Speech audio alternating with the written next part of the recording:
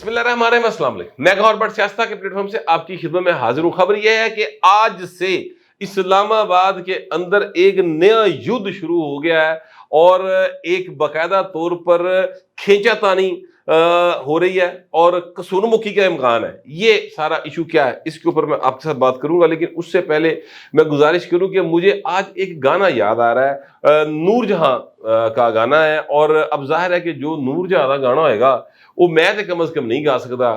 जाहिर है अब नूरजहां की मैडम की जो आवाज थी वो पिच तो किसी की भी नहीं हुई दुनिया में, लेकिन ये है कि गाना बड़ा जबरदस्त है। अब मुझे गाना क्यों याद आ रहा है ये मैं थोड़ी देर में बताता हूं। पहले आप जरा गाने के बोल सुन लें। वो हमारे बचपन का बड़ा मारूफ और मशहूर गाना है। वो गाना ये था कि जे मैं हुंदी ढोलना वे ढोलना सोने दी तवीतड़ी। आपको हंसी आ रही होगी कि भाट साहब ने की हुआ है ये गाना कितों कर लिया। मुझे ये गाना याद आया यार, ये मेरे हाथ में फैसले की खबर है जो आज आया। वो नहीं था अपना, एक ऑडियो लीक हुई थी जिसमें वो कह रही हैं कि एक बहुत एजेड खतून है, हायरा ब्याह कम वक्त मार्शल्ला भी तो नहीं ना लगाते। तो कह रही नहीं, या मार्शल्ला लगेगा या ये कुछ इस्तीफा देंगे, होगा। अगो राबिया कह रही है। ये जो ऑडियो लीक थी ना सर, ये थी chief justice of Pakistan mister justice Umar Ata Bandial साहब की सासू माँ की, और फिर जो दूसरी साइड पे खातून थी वो खातून थी मिस्टर केटीआर यानी मिस्टर ख्वाजा अहमद तारक रहीम की बेगम साहबा की। और इस गुफ्तगू में जो लीक हुई सब तरफ ज़ाहिर है मार्केट हो गई, उसमें जिक्र अज़कार किया जा रहा है जस्टिस मुनीब अख्तर साहब का। उसमें जिक्र हो रहा है इमरान खान के साथ हमदर्दियाँ जताई जा रही हैं। उसमें जिक्र हो रहा है कि जनाब ये जो मौजूदा हुकूमत है इन्हें कुछ करना पैना है। उसमें जो कहा जा रहा है ना कि वो कमबख्ती मारा मार्शल्ला भी नहीं लगाता थे, मार्शल्ला के लाना होता है मेरे भाई ने पर सड़ दे उस तरफ जाते। तो मैं उसका अब उस हस्ती का मैं तो नाम नहीं ले सकता है जी। मैं माड़ा आदमी, मातड़ा आदमी, शूदर वैसे ही मैनू तो भाई वो की कहते ने अगलिया ने बस घूर के वेखना तो कम, ठीक है ना। तो लिहाजा मैं उस तरफ नहीं जा रहा। मैंने सिर्फ आपको बताया कि इस हवाले से एक कमीशन बनाया था हुकूमत वक्त ने, उस वक्त की हुकूमत ने 25 मई को उसको स्टे कर दिया गया था। सुप्रीम कोर्ट के chief justice mister justice Umar Ata Bandial साहब ने बेंच बनाया था और फिर उस बेंच ने उसको स्टे कर दिया था। ये जो कमीशन बना था ना सर, इस कमीशन को जस्टिस काजी फायसा साहब हेड कर रहे थे। एक अद्धी समात भी हो गई सी। अब जो एतराज किया जा रहा था वो ये था कि चीफ जस्टिस की मर्जी के बगैर उन्होंने थल्ले जज किवें गढ़ ले और किस तरह जनाब आपने ये बना दिया। तो जो लोग ये एतराज कर रहे थे उनमें से किसी भी शख्स ने एक भी जो है वो कानून की शिक या आइन का आर्टिकल पेश नहीं किया। तो इसका मतलब ये कि हुकूमत ये काम कर सकती थी जस्टिस साहब से पूछे बगैर, यानी चीफ साहब से पूछे बगैर। अच्छा, अब इन 3 जजों का जो बेंच था इसके ऊपर एतराज किया था पीडीएम ने। अब पीडीएम जो है उनके एतराज़ात को मुस्तरद कर दिया, लिहाजा वो कमीशन और सारा मामला खत्म हो गया। यानी वो जो इस किस्म के अब ट्रेंड चल रहे हैं ना, उस ट्रेंड्स में ये बात आ रही है। ट्विटर के ऊपर जो लोग अब जाहिर है अपने अपने तौर पे लोगों की आप जो जाहिर है मुंह तो नहीं फाड़ सकते ना, जबान ना नहीं फड़ी जानी है बोजी। और वैसे भी मुझे याद है एक काफ़ी पुरानी बात है, उस वक़्त मुल्क के अंदर जो है बड़ा एक शदीद किस्म का दौर था। जनरल ज़िया अगरचे उसके आखिरी दिन थे, यानी मेरा मतलब है 87 की गल है, लेकिन फिर भी दौर बड़ा शदीद किस्म का था और वहाँ वाल चेकिंग हुआ करती थी जनरल ज़िया के खिलाफ। तो वो हमारे इलाके में जो काउंसलर होता था ना, उस बेचारे की ड्यूटी होंदी सी कि उन्हें मोटरसाइकिल से फिर के ना सारे पासे तो देखना होता सी किथे वो वाल चेकिंग हुई है। और ज़ाहिर है कि जनरल ज़िया के खिलाफ होती थी और गालियाँ लिखी होती थी, गंदी गालियाँ। तो वो जनाब उन फिर लिया के ना वो कलीगर उन्होंने साफ कराना सी। तो किसी बंदे ने उनसे कहा कि जरूर जे जबाना ते पाबंदियां लाओगे तो कंधा ते फिर बोलणगियां। तो सर अगर आप इस तरह के फैसले देंगे तो ट्विटर तो बोल लेगा सर, सोशल मीडिया अज दी कंध है शहर दी, उसके ऊपर जिसका जो दिल करेगा वो लिखेगा। ਤੁਹਾਡੇ च वास्ते गया टेक्नोलॉजी की फड़ सकते हो, फड़ लो, किन्ने को फड़ोगे। अब जो बातें वहां पर हो रही हैं सर वो जरा आप सुन लें। सास है तो आस है जी।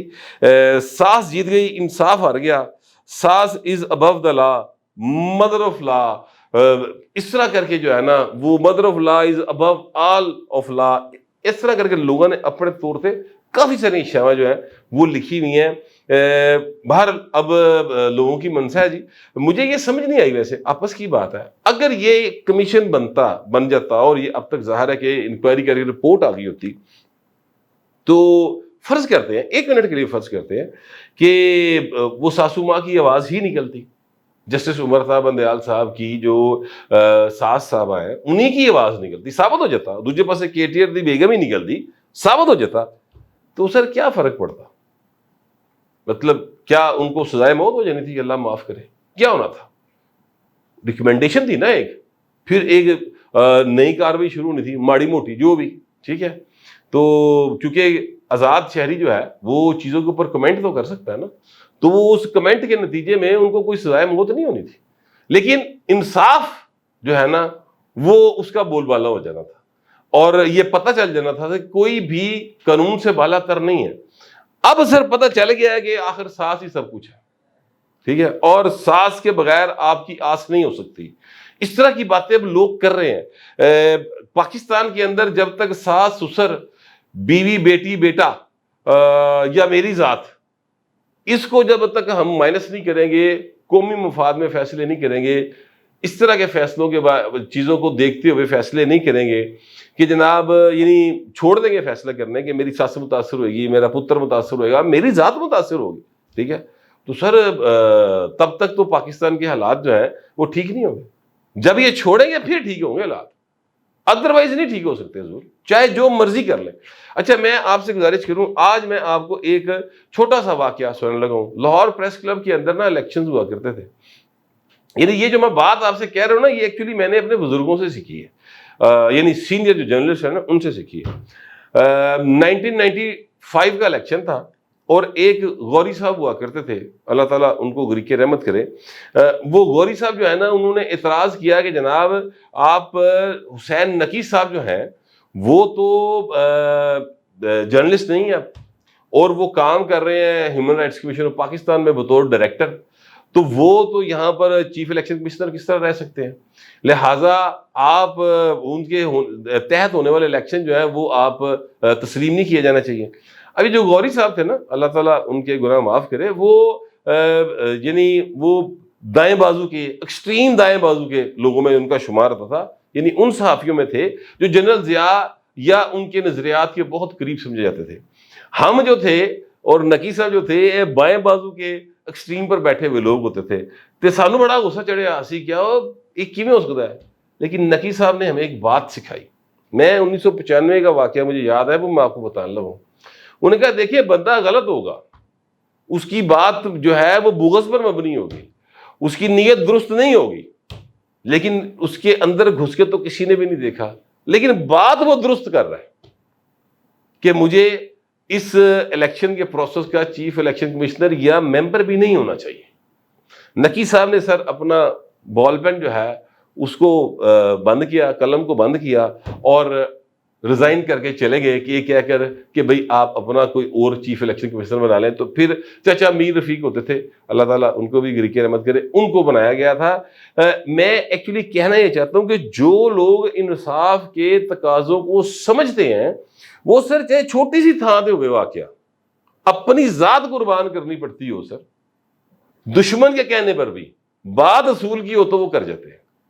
ان پائے ایتھے کی کریے، اگر چیف صاحب نے اپنی ساس زیادہ عزیز اور انصاف عزیز نہیں ہے ایسے دسو کی کریے. اب مجھے یہ گانا اس لیے یاد آ رہا تھا کہ جتنا اس فیصلے کے اندر کرودھ ہے، جتنا غصہ ہے، جتنا نفرت ہے، دوجے پاسے انی محبت، انی عقیدت، انا پیار، انی چاہت ہے. وہ میں آڈیو لیکس کی بات کر رہا ہوں. تو انسان کا جو ذہن ہے نا سر، وہ پھر جب سوچ کی اڑان بڑھتا ہے تو گل کتوں دی کتے ہوندی کتنے پہنچ جاتی ہے. تو مجھے بس اسی طرح سے وہ پھر آڈیو لیکس یاد آئیں، وہاں سے چاہت، محبت، عقیدت، پیار اور الفت کی چیزیں جو ہیں وہ میرے دماغ میں آئیں تھے. اتوں پائے نہ گانا میرے دماغ ہے ایسی جے میں ہوندی ڈولنا وے ڈولنا سونے دی تویتڑی. یہ جو ہے نا پاکستان کا اصل مسئلہ یہ ہے، ہر کوئی جڑا نا وہ عقیدت اور محبت دے پیا ہوا ہے، انصاف کے چکر میں نہیں پڑے. انصاف کے چکر میں پڑیں گے تو چیزیں بہتر ہو جائیں گی. ایک پارٹی بنی پاکستان تحریک انصاف، امید یہ تھی معصوم لوگوں کو، میں نے تو ایسے کبھی بھی نہیں سی رہی، کبھی بھی یقین کریں مجھے کبھی عمران خان سے یہ امید نہیں رہی کہ وہ انصاف کی بات کرے گا یا وہ ایک نمبر آدمی، مجھے کبھی بھی اس بات کا یقین نہیں تھا. میں شروع سے کہنا تھا کہ بھائی جڑا نا وارداتی ہے، بڑا رنگ باز ہے، مجھے شروع سے اس بات کا مکمل ادراک تھا. خیر، تو یہ میں آپ سے گزارش کر رہا ہوں کہ جب تک ہم انصاف کے لیے کھڑے نہیں ہوں گے، فیصلہ چونکہ آ چکا ہے اور فیصلے کو ہدف تنقید بنایا جا سکتا ہے، اس پر سوال اٹھائے جا سکتے ہیں، اس لیے میں نے یہ سوال بھی اٹھائے ہیں، اپنے خیالات کا اظہار بھی کیا ہے. آپ بھی کریں، کھل کر کریں. میں آپ کو اب وہ خبر بتانے لگا ہوں جو کہ اسلام آباد کے حوالے سے میں نے کہی ہے. اسلام آباد میں ایک بہت بڑا گھر ہے اور وہ گھر جو ہے وہ قومی اسمبلی اور سینٹ کے درمیان واقع ہے اور اس کو ایوان صدر کہا جاتا ہے. ایوان صدر کا چوتھے فلور کے اوپر ایک شخصیت رہتی ہے جس کا نام ہوتا ہے صدر پاکستان. آج کل وہ عارف علوی ہیں، آج ان کا آخری دن ہے بطور صدر پاکستان. اچھا، رات 12 بجے تک تو وہ یہاں پر بیٹھ سکتے ہیں، بلکہ اصولی طور پر وہ رات 12 بجے کے بعد بھی بیٹھ سکتے ہیں. آئین کا آرٹیکل 44 ہے، اس کی جو سب کلاس ہے 1، بلکہ 44 کی کلاس 1 ہے، وہ پڑھ لیں. وہ کہتے ہیں کہ صدر اپنی میعاد ختم ہونے کے باوجود اپنے جانشین کے عہدہ سنبھالنے تک اس عہدے پر فائز رہے گا. یعنی یہ نہیں کہہ رہے کہ رہ سکتا ہے، وہ رہے گا. ہاں، ریزائن کیا جا سکتا ہے.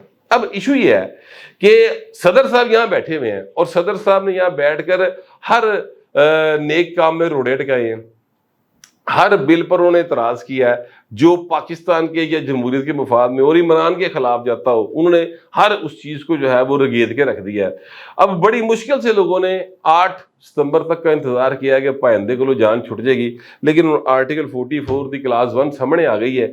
تو اب صدر صاحب یا ریزائن کریں گے تو ریزائن ہی کریں گے، ظاہر اور کی ہو سکتا ہے.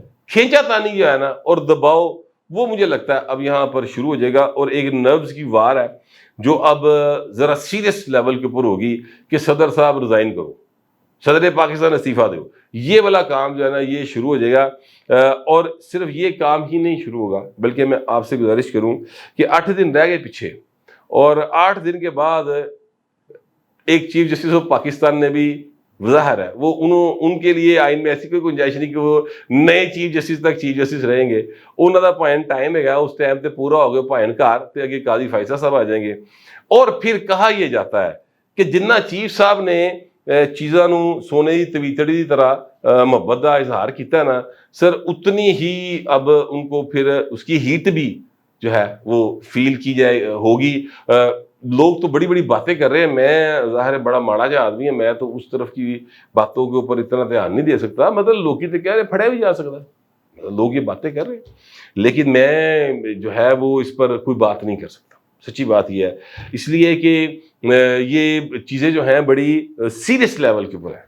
اور اگر چیف جسٹس آف پاکستان گرفتار ہوتے ہیں، سابقہ چیف جسٹس آف پاکستان اگر کسی کیس میں گرفتار ہوتے ہیں، اگر ان کے خلاف کوئی ایسی چیز نکل آتی ہے تو یہ ایک ایسی نئی روایت پڑ جائے گی جہاں اینڈ پھر پتہ نہیں کتنے ہوئے گا. لیکن لوگ باتیں کر رہے ہیں ابھی آج سے تو باہر ایک کھینچا تانی یا ایک جو ہے وہ کیا کہتے ہیں دباؤ یا ایک کہہ لیں کہ سلسلہ شروع ہو رہا ہے جس میں امکان جو ہے وہ سیریس لیول کے اوپر یہ بتائے جا رہے ہیں کہ جی اگر سیدھی انگلی سے نہ نکلا تو پھر انگل پٹھی کر لیں گے. ٹھیک ہے، اب اس کو میں مزید ایکسپلین نہیں کر سکتا، یہ معاملہ بھی اپنی جگہ پر چل رہا ہے. لیکن سر ان سارے معاملات میں جو مہنگائی کی صورتحال ہے اور یہ جتنی ٹینشنز والی گفتگو میں نے آپ کو سنائی ہے، اب میرے کہنے کے اوپر سونے دی تویتڑی والا گانا ایک باری سنو، جب مزہ نہ آیا تو پیسے واپس. کمنٹ ضرور کیجیے گا مگر ذرا تہذیب کے ساتھ. پھر وقت اتنا ہی، ملتے اگلے ولاگ.